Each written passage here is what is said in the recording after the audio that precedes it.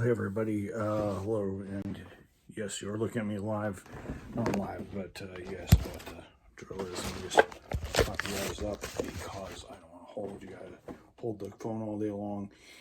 Hello guys, welcome back to a Massachusetts Central Radio Show. I'm your humble host, Mike Camo here for 298, I believe, yeah, 298. So this is episode 18 of the series. I know we're in late March and I've only produced 18 of these episodes, but I'm hoping to pick this up in March and so on and so forth. So as I told you in the vlog that I did with GTA, I usually take my winter break, and I usually take one break in the summer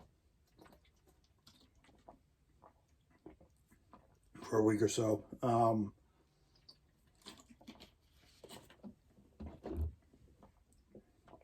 To recharge myself, to give you guys better content. So I'm back. So you see my face live again after all these months. So my plan. So I already told you guys my plan. I thought I told you guys my plan in person. So I am on the road to Gran Turismo 7. So I thought today, I thought today I would do a episode based on that. So I was gonna play. So I've played it since 2001, 2002. So I played it for over. So I played the series for over 20 odd years. 20 odd years, probably not as long as some of you other players have played it. I've played Gran Turismo. I played demos of Gran Turismo 1 and Gran Turismo 2, but I haven't played the full game of Gran Turismo 1 and 2. So yeah, I have played all. So I have played all 6 games, all 6 main games to date. Even though I didn't play them for very long. Gran Turismo 7, I hope, is going to be a little bit more in-depth, and I'm going to play a little bit more of GT Sport. Don't get me wrong, great game and stuff like that, but you have to play manufacturer battles and all that other fun stuff. But it just didn't match what I expected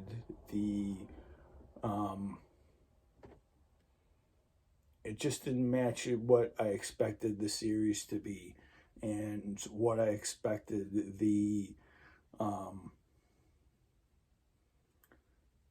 series to be, and what I expected of the series as a whole. The online racing was great, the car testing was great, but I felt a little restricted having to spend points versus money for tuning the cars, and I can understand why. It was more of a BOP based thing, so tuning it wouldn't matter, but you still got to base it on points. But it got boring after a while, and I didn't like that. I bought some really cool cars in the game, but I'm hoping to legitimately work towards a lot of the cars in this game. A lot of the cars in this game are going to be so cool that, it's going to be fun to drive the different cars and stuff like that. So what I do today is give my 5 quirky things, or 5 hacks that I experienced in Gran Turismo over the years. So, I'm going to actually start from the very beginning, and one of the quirkiest things they ever make you do, and that is the starter car. Wow. The starter car always used to be used to be a pain in the neck to buy, because the game only gave you, like, I remember in the original games, the games gave you maybe like 15,000 credits or something like that. And you had to buy a used car because you couldn't buy something that's coming back in Gran Turismo. Something that was missing from Gran Turismo 5 and Gran Turismo 6. There wasn't really a used dealership all that much. And it's finally making its return back into GT7, which is a hark back to GT which is a hark back to the first two GTs where you could buy a used car. But first, could you buy used cars in GT3? No, you go buy them in GT3, GT1, GT2, and then at GT4 you could buy Gran Turismo 4. You could buy used cars off the deal a lot. So you could buy half-cut race cars. I mean, some of them you'd have to pay like $1 million for. Like if you wanted a Nissan or a Bentley or something, you paid like $1.5 million for it used, instead of paying like $4 or $5 million for it brand new. I used to like that, but what you used to have to do, for those of you who don't know, for those of you getting into Gran Turismo for the first time, you younger players, you used to have to go into one of the used car dealerships and find a car that was like 2,000-3,000 credits. It was usually 90 to 100 horsepower, maybe 130, maybe 140 if you were lucky. And the cars were terrible. You had to save up your money. You had to constantly get them to do better, and you could eventually race something very nice. I remember in GT3, starting out with a Daihatsu 4-door, which I heard in real life was unreliable and caught fire and all that other good stuff, typical Japanese box. Usually 70, 80 horsepower, front-wheel drive, 4 speeds. Usually never got to the 4th speed because the car was so goddamn slow.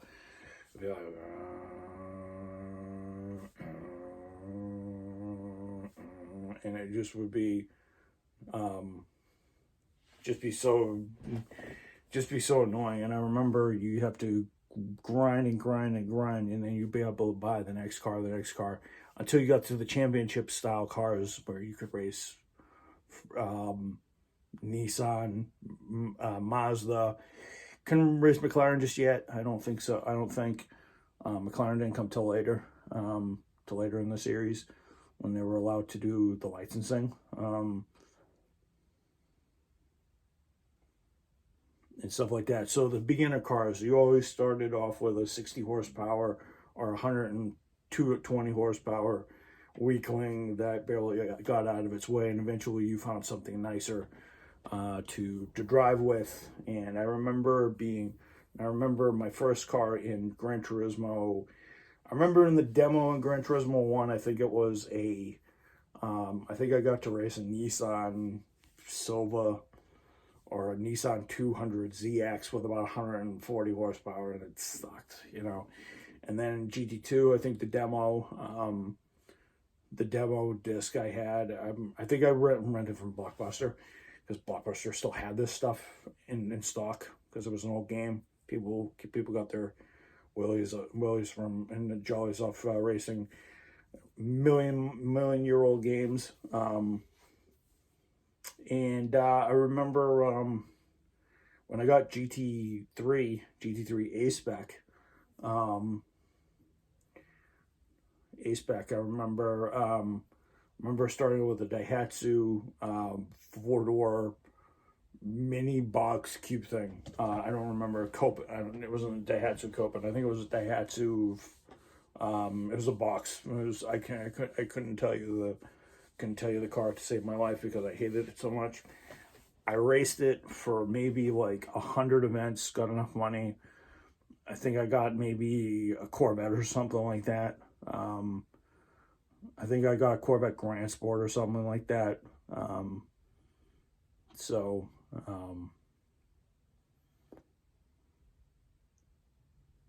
I think I got, I think when I did the endurance races, I think later on, I think I got the Mazda 787B. I remember blowing everything away with that thing. It was a great car.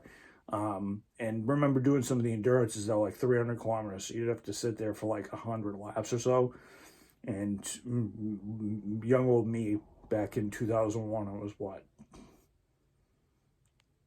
12, 13, had nothing to do. So I was obviously conquering those instead of conquering my math tables. But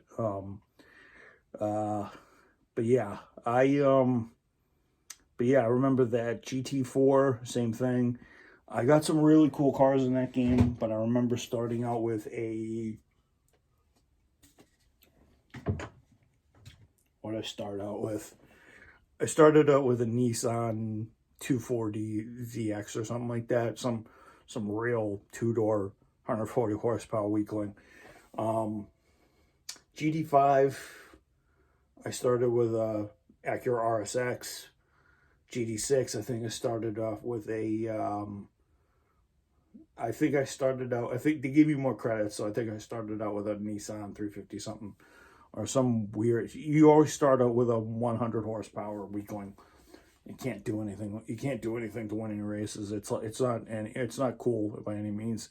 With the 150 million credits I'm getting in the beginning of the game here because of the preload, I'll be able to get something a little bit nicer to start out the game and such. So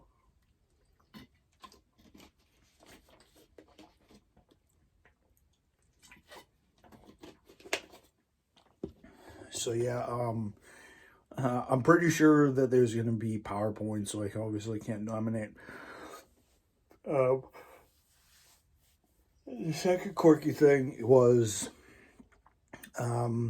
championship races in GT4. I hated the championship style series. You used to have to accumulate points. Now, some championships you could have won easily. Some championships were terribly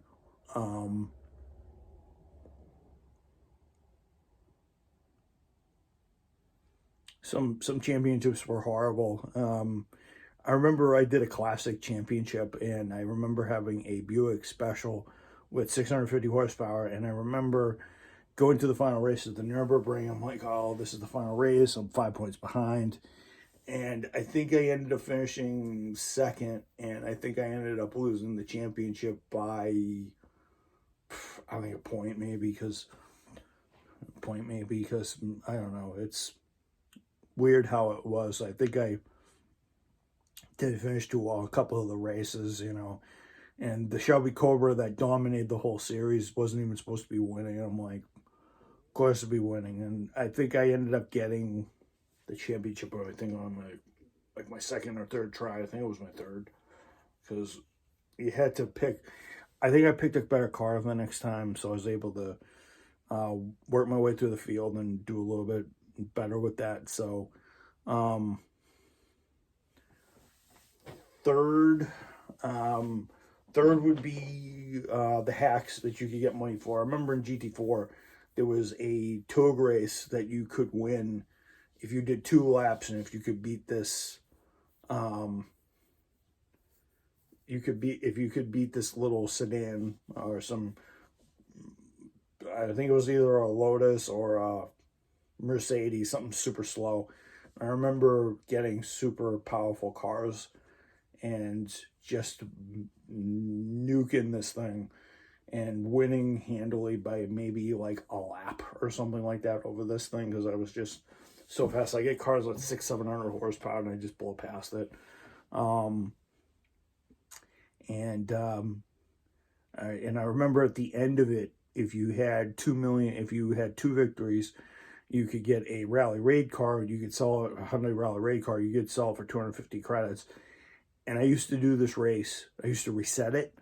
And I used to do this race like 6 times in a row. I used to do this race like 4 times in a row. Like 6, 7, like 5, like 4 or 5 times in a row. And you used to get 250,000 credits. And at the end of it, you raced it 5 times, which took a lap, I think, took like 3 minutes. So it took like 6 minutes to do it in total, you know, 6 and 5. So you took it half an hour to win 5. So it would take you half an hour to win 5 races. But, you know, if you weren't going to the bathroom, getting something to eat, or doing your chores, you know, it took you even longer. I used to pause the game. I used to do it on days when I wouldn't have to. I used to do it on vacations, and I would get enough money to buy some of the really cool race cars in the game, like the Audi R8, and then I'd start beating the car with that. And then I could get the cars, and I could get the laps done faster and faster and faster. And I think I remember, you know, earning enough money to tune the Audi and then buy another race car, sell that, buy another race car. That was the one cheapy little hack that I knew back then. Um, also, um,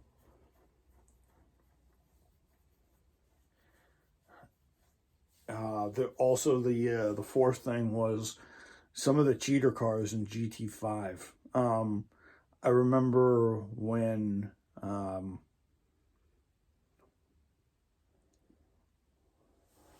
it was either GT, was it GT? No, GT5 came out in 2010. So 2006, GT6, I think it was. Um, Red Bull started coming up. California started coming up with some cars called the Red Bull X 2010s or whatever. Actually, I think it was GT5 that I think came out. So Red Bull came out with the GT. Um, Red Bull came out with the GT. With the Red Bull X 2010. And I remember doing an event that would pay out like $200,000. And what I do is you used to race all these. You go to Indianapolis and you race all these Le Mans style cars that would go to 199, 210, 250, and then you get into this machine that you could put low downforce on it, and you could go about I don't know 340 miles an hour or something like that, and 340 maybe four. I forget how fast you could go on the like the wind it was called, and it was a 10-lap race, and yeah, it was a 10-lap race, and you could race it, and you could end up getting some really cool cars, and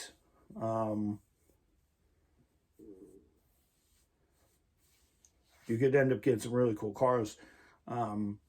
If after you won the race a couple of times, you'd have to top up the oil on the X1, X2000, X2010 or 2010. It was a Sebastian Vettel version, because Sebastian Vettel ended up doing, for those of you who don't know, a Formula One champion of 2010.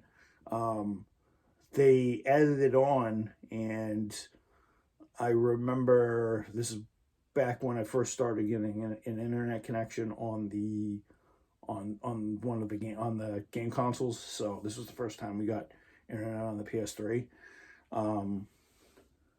Because back then internet was actually free. You didn't have to pay $60 to get the internet on the PS3 like you do on the PS4, Xbox, and the Switch, whatever. So we ended up.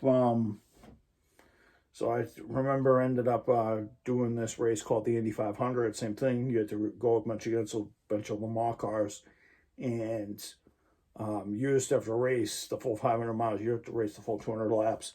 And I remember my car getting better and better fuel mileage because my car was, keep in mind, I'd be lapping the cars a bunch of times, and I went pretty handily in a few of these races. But yeah, that was one of the ones, the insanely engineered cars we had in some of these insanely engineered cars. And I think I remember the Vision Gran Turismo cars and GT6, same thing. Could blow through all the cool you could bowl through all the cool events with those, and I remember racing all this. And the fifth thing, top off my list, and now you've been here 19 minutes. The fifth thing that I remember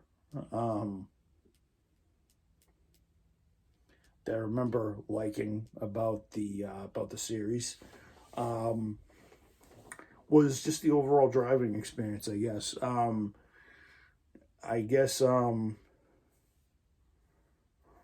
The overall driving experience. And I remember, going through each of the dealerships, and I remember owning a lot of the good race cars back then.